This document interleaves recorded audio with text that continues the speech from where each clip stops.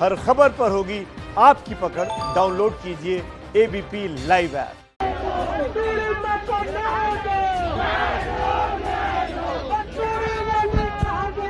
हमारे साथ पीएल पुनिया साहब हैं, सांसद हैं भारतीय जनता कांग्रेस के सांसद हैं, उत्तर प्रदेश के दलित नेता हैं। पीएल पुनिया जी, आप लोग हाथरस जाने के लिए यहाँ निकले हैं, आपको लगता है कि आप हाथरस पहुँच पाएंगे? हाथरस के रास्ते में चलते जा रहे हैं, किसी ने रोका तो है नहीं। और आगे डीएनडी के पास काफी संख्या में पुलिस फोर्स लगाई गई है, उन्होंने काफी बैरिकेड लगाया हुआ है और शायद आप लोग न जा पाए। वो सब हट जाएंगे।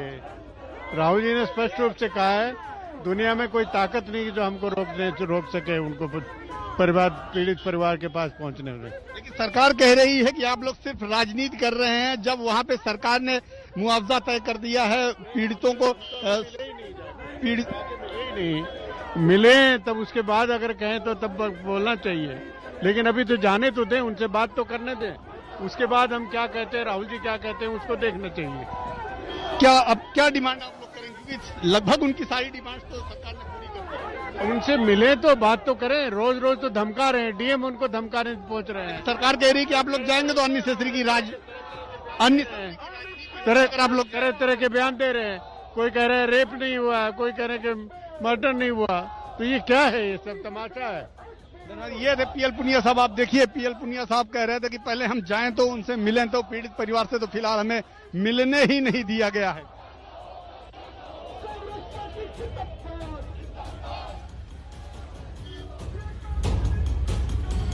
जी हाँ, बिल्कुल। जितिन प्रसाद मुझे नजर आ रहे हैं। जितिन जी, उम्मीद है कि इसमें जाने की परमिशन मिलेगी आप? देखिए, परमिशन तो बिल्कुल, क्योंकि परमिशन की जरूरत भी नहीं है। हाथरस अगर जा रहे हैं उस पीड़िता के घर, तो परिवार से संवेदना प्रकट करने जा रहे हैं, कोई अपराध नहीं है। जतिन जी, लेकिन एक चीज जानना चाहेंगे कि आप लोग विरोध प्रदर्शन कर रहे हैं हाथरस को लेकर, लेकिन दूसरी तरफ पब्लिक परेशान हो रही है, इस पे कुछ कहना चाहेंगे आप? हाँ, तो वही हम कहना चाहेंगे। हम लोग तो जा रहे हैं अपनी गाड़ी से, और वो जो पुलिस फोर्स सरकार ने लगा रखी है उसकी वजह से परेशान हो रही है। सरकार को सोचना चाहिए। जितिन जी, 2 दिनों तक एबीपी न्यूज लगातार मुहिम चलाता रहा कि मिलने का मौका दे, अब जाकर के कहीं मिलने दिया। परिवार कह रहा है कि हमको तो ये भी नहीं पता कि वो जो बॉडी जलाई गई वो हमारी बेटी की थी कि नहीं। बिल्कुल, इससे बड़ा क्या हो सकता है कि एक परिवार को अपनी बेटी की अंत्येष्टि में नहीं जाने दिया, और ये दुख की बात है। और तभी इस संकट की घड़ी में इस वक्त अगर राहुल जी और प्रियंका जी परिवार से संवेदना प्रकट करना चाहते हैं तो कौन सा अपराध है? मौखिक कार्रवाई में एसपी को तो सस्पेंड कर दिया, कुछ अधिकारियों को कर दिया, लेकिन डिस्ट्रिक्ट मजिस्ट्रेट के खिलाफ कार्रवाई हुई है। इतना बड़ा षड्यंत्र, धाराएं ना लिखना, इलाज ना करवाना, मामले को दबाना, मीडिया को रोकना, ये किसी छोटे अधिकारी के बस की बात नहीं है। जरूर उनके जो आका हैं उनकी जवाबदेही बनती है। बहुत शुक्रिया हमसे बात करने के लिए। इधर आइए। और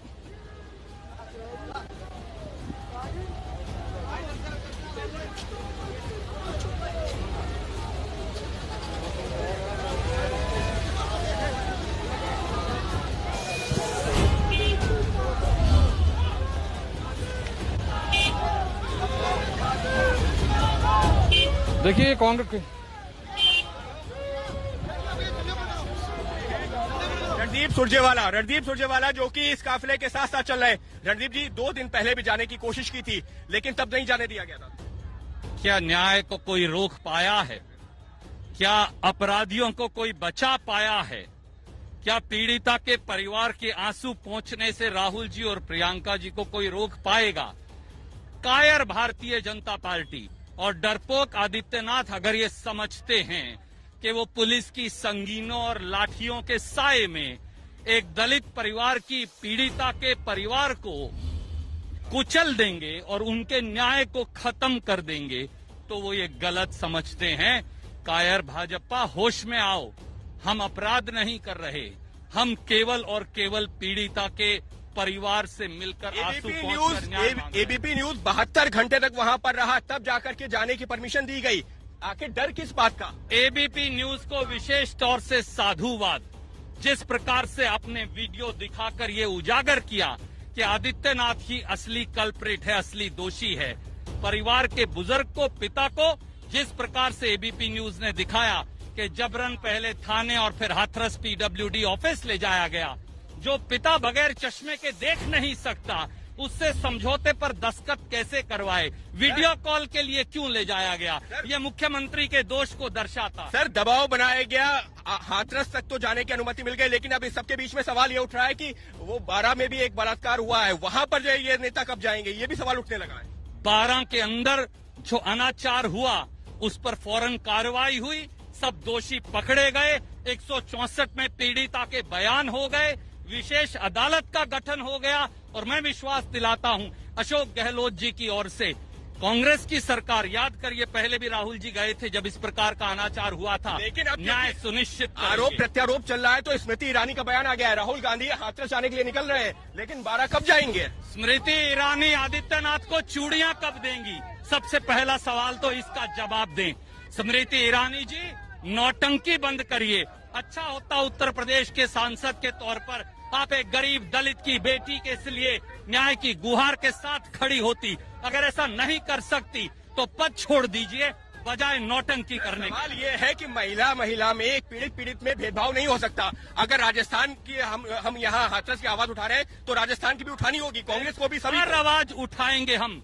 मध्य प्रदेश में एक और दलित की बेटी ने फांसी का फंदा चूम लिया क्योंकि गैंग रेप हुआ और कार्रवाई नहीं हुई, उसकी आवाज भी उठाएंगे। मेरठ में हुआ, इससे पहले हरदोई में हुआ था। और राजस्थान जाएंगे, राजस्थान भी आप लोग जाएंगे? राहुल गांधी राजस्थान की कांग्रेस की सरकार बिल्कुल जबरदस्त कार्रवाई करेगी और सीमित समय के अंदर दोषियों को सजा देगी। ये मैं एबीपी न्यूज पर आपको आश्वासन। मतलब राहुल गांधी जाएंगे नहीं जाएंगे? सर सवाल राहुल गांधी जी नहीं, हमारे मुख्यमंत्री वहां पर हैं और हमारे मुख्यमंत्री ये सुनिश्चित करेंगे कि न्याय मिले। बहुत बहुत धन्यवाद। तो फिलहाल ये है रणदीप सिंह सुरजेवाला जो राजस्थान जाने को लेकर के तो नहीं बोल रहे, कह रहे कि न्याय मिल रहा है, हमारी सरकार है। लेकिन इस सबके बीच में जो सवाल ये था कि क्या राहुल गांधी प्रियंका वाड्रा जाएंगे राजस्थान, तो उनका कहना है कि हमारी सरकार है, वहां न्याय मिल जाएगा, लेकिन हाथरस जाना है। क्यों? क्योंकि एक परसेप्शन का भी खेल है और वो भी समझना होगा।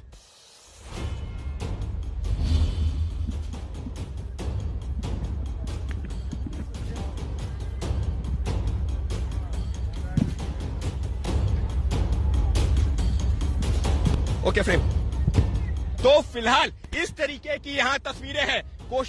कोशिश करेंगे कुमारी शैलजा भी यहाँ पर है, बात करने की कोशिश करेंगे। शैलजा जी मैडम, आप लोग ये 2 दिन पहले भी जाने की कोशिश की थी, तब नहीं पहुँच पाए, आज भी बंदोबस्त काफी है। जी बंदोबस्त बेशक कितना ही हो, बंदोबस्त की बात नहीं है। हम तो चाहते हैं कि बंदोबस्त करने की जरूरत क्या पड़ी है, क्यों आपने छावनी बना रखा है। इतनी पुलिस फोर्स अगर सही समय में अपना कार्य करती, कानूनी हिसाब से करती, तो आज ये सिचुएशन क्यों बनती। एबीपी न्यूज 72 घंटे तक ग्राउंड जीरो पर रहा है, तब जाकर के अनुमति दी गई है कि हाँ अनुमति दी गई। केटी तुलसी साहब भी हैं, केटी तुलसी साहब भी यहाँ पर आ गए हैं, कुमारी शैलजा भी है, केटी तुलसी साहब भी हैं। मैम 72 घंटे तक एबीपी न्यूज ग्राउंड जीरो पर रहा, तब जाने की अनुमति दी गई।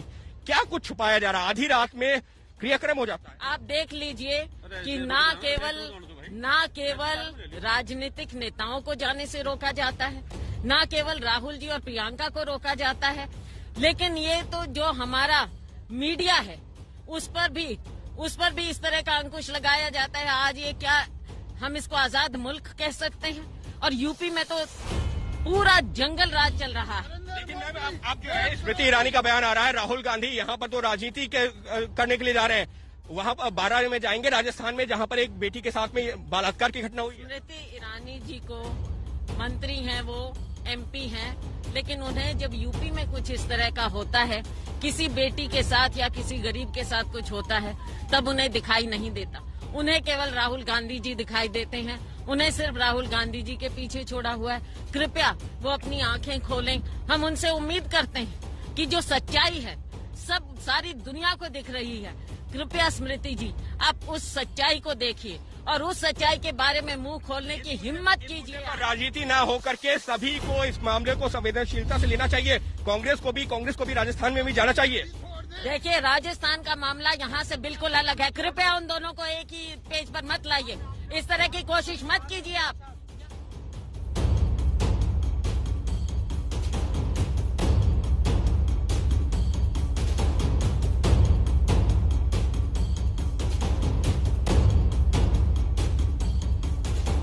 क्या दलितों को ये भी अधिकार नहीं है कि अपनी बिटिया को, ये हिंदू संस्कृति के ठेकेदार, काहे के ठेकेदार है?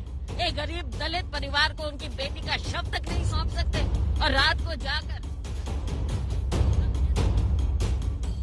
हम लोग ने परिवार से पूरी बात एक एक परिवारजन से की है। उन्होंने अपनी बहुत सारी बातें कही हैं हमसे, उनका सभी का हम लोग समाधान निकालेंगे। हमारी एसआईटी की गठन माननीय मुख्यमंत्री जी ने किया है।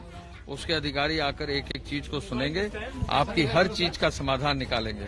हम अभी पुलिस लाइन जा रहे हैं, प्रेस वहां करेंगे।